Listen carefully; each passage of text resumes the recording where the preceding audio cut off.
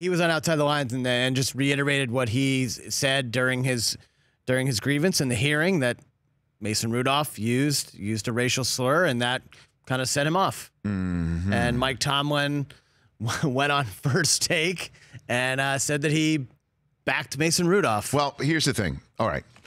So Myles Garrett gets reinstated. He shows up on Outside the Lines and reiterates that a racial slur, I think it was the stupid N-word, is what he said Mason Rudolph called Myles Garrett, which is what caused him to swing a 6-pound helmet in the direction of Mason Rudolph, using his own helmet to try and brain him. Here's what I'll say. But you could keep that down for the moment. Here's what I'll say on the subject here. Okay?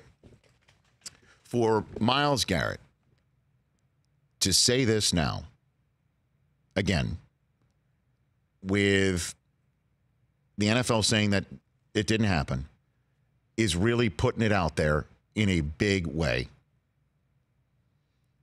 To bring it all up again. And again, you could sit here and say the NFL doesn't know all of it, although they interviewed the ref and everybody else who's around there, and nobody corroborated it. If I am Mason Rudolph, I'd sue him on the spot. If he didn't do it, I'd sue him on the spot right now. And the thing about Myles Garrett that I can't compute, this is what I can't compute. Here's what he said in the locker room after that Thursday night football game. Now, again, if he is to be believed, he has just been called a stupid N-word by a player that caused him to nearly, you could technically say, assault him on a football field.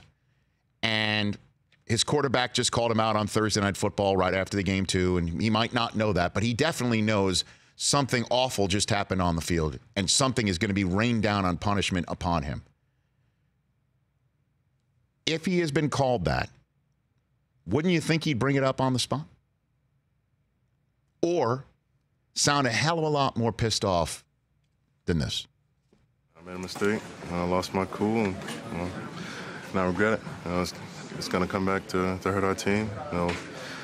The guys who jumped in the little scrum, I appreciate my team having my back, but it just never got to that point. That's on me. How tough is it for you guys to play the kind of game you did, and then to have it all seem to be overshadowed by that play? A win's a win. I don't think it's overshadowed by what happens in 8 seconds. And even if you take the point of view that Myles Garrett is trying to protect Mason Rudolph, right? I don't know why he would, but let's just say he's trying to avoid making a terrible situation even worse. Wouldn't you think somebody who's been called that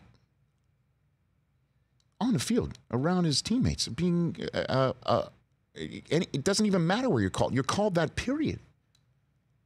Don't you think, even if you're trying to not make the situation worse, you'd say, go ask him why I did what I did? And throw it on his lap right off the bat. And Mike Tomlin never talks in the middle of February. Never. I can't recall it. He never makes himself available. Yeah, usually it's at that combine. Never will sit. And sometimes he might not even speak at the combine podium. Right. That's Kevin Colbert's territory. Right. I don't usually. He'll show up on Steelers cam in the last day of the draft. Honestly, I don't remember Mike Tomlin saying. And then he'll. I don't know how they booked him, or if he volunteered. I'll go on ESPN, where he called them to task too. Yeah. What an ugly situation. And if I'm Mason Rudolph and I didn't do it,